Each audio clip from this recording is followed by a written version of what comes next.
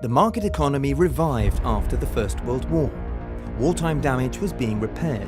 The economy recovered and trade developed apace. Entrepreneurs were optimistic. Many eminent economists believed a longer period of prosperity was in sight. Yet, in several key economies, real income of millions of ordinary citizens increasingly lagged behind growth in production and productivity.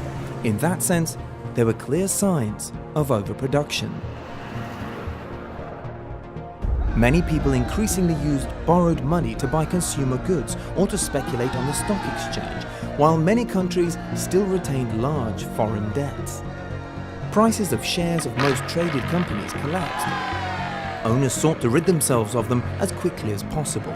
Foreign loans began to be withdrawn, which further fueled chaos and turned the crisis into an international problem. The date of the 24th of October 1929 went down in history as Black Thursday. It was the start of the Great Crash on the New York Stock Exchange. A wave of bankruptcies ensued. The world of business responded by limiting production and employment and by cutting costs. In the US, industrial production dropped by half by 1931. Consumer demand fell. Investment projects halted and unemployment was on the rise. The crisis became a vicious circle. Small manufacturers had to lower their prices but could not compensate by selling more. Large firms could only respond by firing staff and cutting costs. That meant lower wages and even less demand. There was serious overproduction in agriculture and prices dropped dramatically, even more than in industry. This led to a massive pauperization of farmers. All countries took measures to limit their imports and increase exports by becoming cheaper. In the end, that meant that foreign demand decreased as well. The economic downturn exacerbated the crisis of democracy. Support for extreme political solutions grew.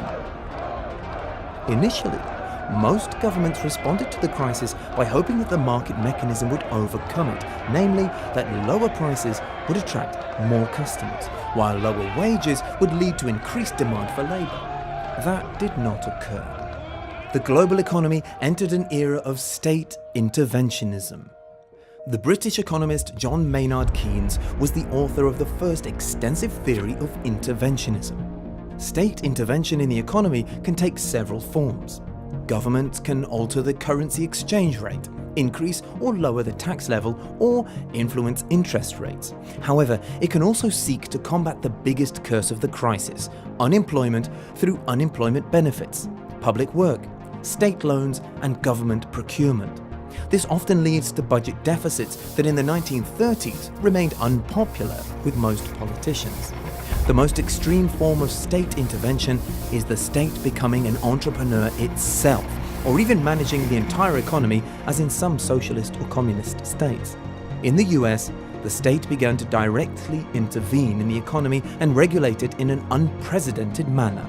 In March 1933, the government of President Franklin D. Roosevelt launched a program to combat the crisis that he announced in the previous year as the New Deal. Roosevelt was strongly influenced by a group of advisors known as the Brain Trust. The goals of his often improvised policies can be summarized as relief, recovery, and reform. Their effects continue to be discussed, but they certainly cleared the path for economic recovery. The New Deal boosted Roosevelt's popularity considerably, even though his policies also continued to encounter opposition and were not always consistent. Production recovered, but unemployment only truly decreased during the Second World War. The situation in Germany was different. The Great Crisis contributed to the increasing popularity of the German Nazis. In 1933, Hitler came to power. The German Nazis stimulated demand and employment through government expenditure, much of it for rearmament.